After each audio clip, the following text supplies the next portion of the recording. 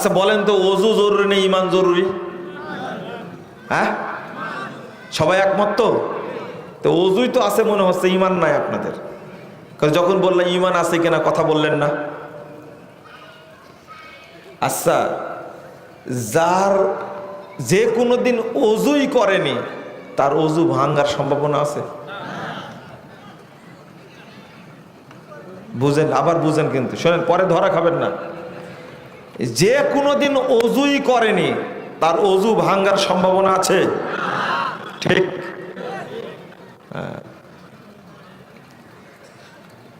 তাহলে কিভাবে বোঝানো যায়? এবার বলেন, আপনার বাপ মারা গেছে বা আপনার মা মারা গেছে, একবার হজ করেছে, দুইবার উমরা করেছে। আপনার মায়ের কথা বলছি, মারা গেছে। এবার গোসল দিতে গিয়ে দেখছেন মায়ের এই জায়গায় কি তাবিজ, কি বাঁধা আছে? তাবিজ, অথবা কোমরে তাবিজ বাঁধা আছে। বলেন তো আপনার মায়ের ঈমান আছে না নাই? নাই। কি হয়েছে? গর্বাদ হয়ে গেছে, তাই না? নষ্ট হয়ে গেছে, তাই না? এই যে বুঝেননি আপনি বক্তব্যটা, তো গর্বাদ হলে কি করে? এই তো বুঝেননি। ঈমান থাকলে তাবিজ দিত না। কে? আপনার নাম কি? কে বললে কথাটা? হ্যাঁ, দাঁড়ান, আপনি দাঁড়ান দাঁড়ান দাঁড়ান। আপনি বললেন যে ঈমান থাকলে তাবিজ দিত না। এই সাব্বির, ক্যামেরাটা ঘোরাও, দেখা দাও। আয়, চুপ থাকেন আপনারা, ঘোরা দাও, ঘোরা দাও। আপনি বললেন, দেখেন আপনারা খেয়াল করেন, এই রেকর্ড হয়ে গেল। এই ব্যক্তি বলেছেন ঈমান থাকলে তাবিজ দিত না। 100 সঠিক বলেছেন উনি। বসেন। ঈমান থাকলে তাবিজ দিত না। আমি বহুদিন থেকে বক্তব্য দিচ্ছি এর উপরে, কিন্তু এই ধরনের বাক্য এখন পর্যন্ত কেউ বলেনি, আজকে প্রথম। নাম কি আপনার? হ্যাঁ, ফানুস, ইবনু ফানুস, জটিল নাম দেখতেছি। বসেন বসেন, মাশাআল্লাহ। যেমন নতুন কথা সেমনি নতুন নাম। হ্যাঁ, শোনেন, কথাটা এত চমৎকার বলেছে, আমি এটা মানে ওনার ছবিটা ধারণ করার জন্য বললাম। শুধু কথাটা সুন্দর বলেছেন, ঈমান থাকলে তাবিজ দিত না। মাশাআল্লাহ, কথাটা এত সুন্দর, মানে বোঝা গেল যেহেতু মৃত্যুর সময় তার গায়ে তাবিজ ছিল, মানে মরার আগে কি ছিল না? ছিল না বলতে কি, ওই লোকের, আপনার বাপের ভিতরে কোনোদিন ঈমান আসেনি। এটা হলো তাওহীদ। আচ্ছা, আমার কাছে তাবিজ নাই, কিন্তু আমার একটা বিশ্বাস আছে, তাবিজ বাঁধা থাকলে ভূতে ধরে না। বলেন তো আমার ঈমান আছে কিনা? এই তো, পহেলা বৈশাখ মনে মনে যে ধারণ করে তার ঈমান আছে? এটাই বুঝলেন। আসছিল কোনোদিন ঈমান? না, আসেনি। আমি যে কথাটা কতদিন থেকে বোঝানোর চেষ্টা করছি, মানুষ বুঝে না। আচ্ছা, একজন ব্যক্তির বয়স 70, কত? 70। আপনার মশিরে পূজার দোকান আছে, কাপড়ের দোকান। কিসের? কাপড়ের দোকান। তো আগামীকাল সকালে আমি বলছি, ভাই 5টা শাড়ি দেন। 10টা বাজলে ব্যাংক থেকে টাকা তুলে টাকাটা দিয়ে দিব। আমি প্রথম গেছি কাস্টমার, আপনি দোকানদার, আপনি আমাকে দিবেন? কেন দিবেন না বলেন তো? বউ নিয়ে হয়নি। আপনার বয়স 70, এদিকে তাকান ভালো করে। তার মধ্যে একটা বিশ্বাস আছে, যদি প্রথমেই বাকি দিই, তাহলে সারাদিন কি বাকি যাবে। এটা কি বিশ্বাস না? এটাই হলো আকীদা, এটা বিশ্বাস। বলেন তো, তার মধ্যে বয়স 70, 5 বার উমরা করেছে, 2 বার হজ করেছে, এর মধ্যে কি ঈমান আছে? কি হয়েছে? ঈমান চলে গেছে? ছিলই না। এই দেখেন, এখনো বুঝেননি, চলে গেছে। আমি আগেই বলেছি একটা কথা, যে কোনোদিন ওযুই করেনি তার ওযু ভাঙবে? তো বললেন যে ভেঙে গেছে। যার মধ্যে এই বিশ্বাস আছে যে বাকি দিলে শুরুতে সারাদিন কি। আরেকটা ঘটনা মনে করেন, আমি নিজেই গেলাম, আপনি লজ্জা শরমে আমাকে দিলেন 5টা শাড়ি, আমি গেলাম দিলেন, আহারে তোর খুব ঘৃণা, খুব অপছন্দ সত্ত্বেও আমাকে ফেরতে পারলেন না। মুজাফফর বিন মুহসিন এসে কেমনে ফেরত দিই, আবার এমন টাইমে এসেছে, অনেক ধানাই পানা করবে যে একটু পরে আসেন। আচ্ছা দিল, কিন্তু বিক্রি হয়েছে ওই দিন 50,000 টাকা, আর গতকাল বিক্রি হয়েছিল 10,000 টাকা। বুঝেন না কথা? এখন বলছে যে এই লোকটা বাকি না নিলে হয়তো আজকে 1 লাখ পার হয়ে যেত। বুঝেন না মনে কথা? তাই না? বলবেন এটা? অবশ্যই বলবে। আজকে যে বেচা কেনার অবস্থা, শুরুতে বাকি না দিলে আজকে লাখ পার হয়ে যেত। অথচ ওই খাটাস গতকালকে বিক্রি করেছে কয় টাকার? 10। আগামীকালে বিক্রি হবে কত? ওই 10, 12, 15, 20,000। কিন্তু আজকে বাকি দেওয়া সত্ত্বেও বিক্রি হয়েছে কত? এ তো মুনাফিকের অন্তরটা কি ভরেনি।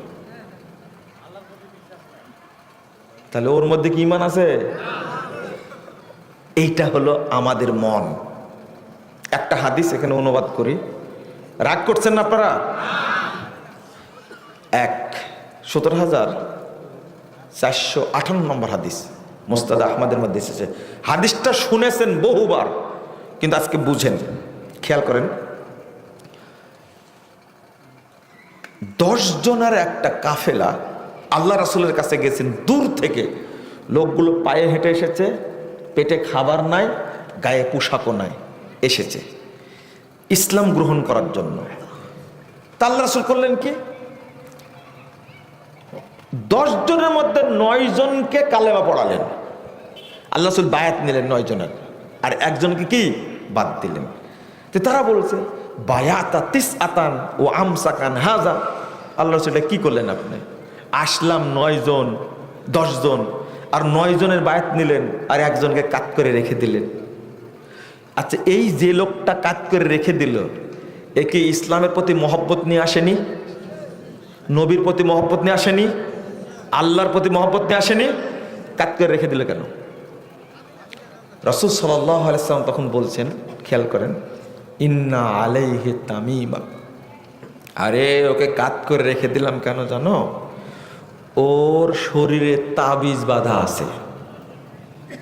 আল্লাহ রাসূল বলা মাত্রই ফাআদখালা ইয়াদাহু, লোকটা ইসলাম গ্রহণ করার জন্য কত আগ্রহী, এই কথা বলা মাত্রই ফাআদখালা ইয়াদাহু ওয়া ক্বাতাহা, সাথে সাথে শরীরের মধ্যে হাত দিয়ে, ওকে বলা লাগেনি এই তুমি তাবিজ কেটে ফেলো, কিচ্ছু বলা লাগেনি, শোনা মাত্র ফাআদখালা ইয়াদাহু, নিজেই হাতটা তার ভিতরে দিল, ক্বাতাহা, অতঃপর সে তাবিজটা ছিঁড়ে ফেলল।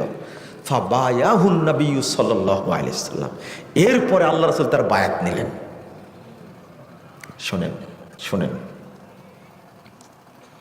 মহব্বত থাকা সত্ত্বেও দূর থেকে এসেছে, কালেমা পড়বে, ইসলাম গ্রহণ করবে, এই আশা সব কিছু থাকা সত্ত্বেও লোকটাকে কালেমা পড়ালেন না কেন? জটিল একটা ব্যাপার, এটা কেউ বুঝে না। এই হাদিস শুনে একজন লোক আমাকে ধমক দিয়ে বললেন, আপনি হাদিস বুঝেননি। আরে মুসলমানই নাই, আর তাবিজের কারণে শুধু কালেমা পড়াবে না? আপনি হাদিস বুঝেননি। ওর দরকার মুসলমান বেশি, বুঝেননি কথা? আল্লাহর নবী এত কড়া মানুষ ছিলেন না। যে আল্লাহ নবী কড়া ছিলেন না, ওই জন্য কাট করে রেখে দিয়েছেন। হাদিসটা কোনোদিন শুনেইনি, তার মধ্যে তাওহীদের জ্ঞান নাই। তো আল্লাহ যে সংখ্যা চান না, আল্লাহ যে সংখ্যা চান না, আল্লাহ তাওহীদ চান, এই হাদিসটা তো প্রমাণ না? সংখ্যা চাইলে আচ্ছা একটা কাজ করতে পারতেন না?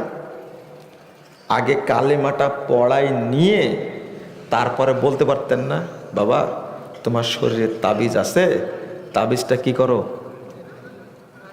তাবিজটা খুলে ফেলো, তাবিজ রাখতে হয় না। এ নসিহতটা পরে করা যেত না?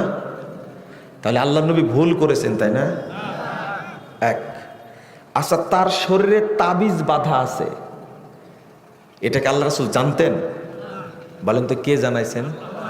হ্যাঁ, কারণ হাদিসকে আদখালা ইয়াদাহু, ভিতরে হাত ঢুকাই দিলেন। তাহলে প্রথম অপরাধ কে করেছেন? আল্লাহ। ওকে কালেমা না পড়ায় অপরাধ কে করেছেন? আল্লাহ। আস্তাগফিরুল্লাহ, আস্তাগফিরুল্লাহ, আস্তাগফিরুল্লাহ। আমাদের বুঝ আর রাসূল সাল্লাল্লাহু আলাইহি সাল্লামের বুঝ আর আল্লাহর বুঝ কত পার্থক্য খেয়াল করেছেন? আল্লাহ বলে দিয়েছেন, জিবরিল আমিনকে পাঠায় দিয়েছেন, এই তাড়াতাড়ি জিবরিল যা, তাড়াতাড়ি পড়ায় ফেললো কালেমা। বুঝেননি কথা? আল্লাহ জানে না, মানে তাবিজ শরীরে থাকা অবস্থায় আশহাদু আল্লা ইলাহা ইল্লাল্লাহ ওয়া আশহাদু আন্না মুহাম্মাদান আবদুহু ওয়া রাসূলুহু এটা বলা যাবে না। শুধু তাবিজ আছে তাই বলা যাবে না। তাহলে তাবিজ অবস্থায় নামাজ পড়া যাবে? রোজা রাখা যাবে? হজ করা যাবে? ওই জন্যতে এয়ারপোর্টে এখন তাবিজ জড়ো হয়। এয়ারপোর্টে কি তাবিজ এক জায়গায় করে, তাবিজ নিয়ে যেতে দেয় না। সৌদি আরব নিয়ম করে দিয়েছে, তাবিজ, জর্দা, গুল এইগুলো নিয়ে সৌদি আরব না ঢোকে।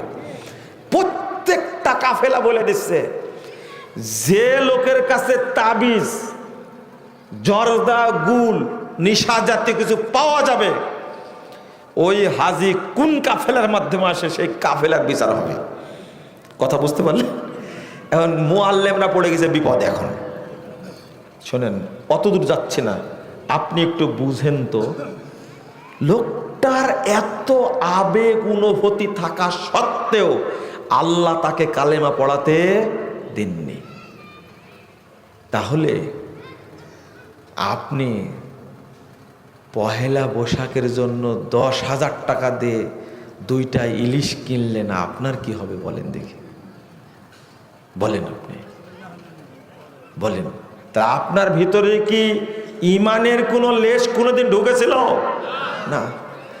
80 বছর বয়সে আজকে কেউ বৈশাখীর চেতনা ধারণ করছে, বলেন তার ভিতরে ইমান ঢুকেছে? ওর বাড়ির উপর দিয়েও যায়নি ইমান। ইমান অত বেহায়া না আপনার মতো। ইমান অনেক সর্বোচ্চ লজ্জাশীল জিনিস হলো ইমান, সবচেয়ে দামি জিনিস হলো ইমান।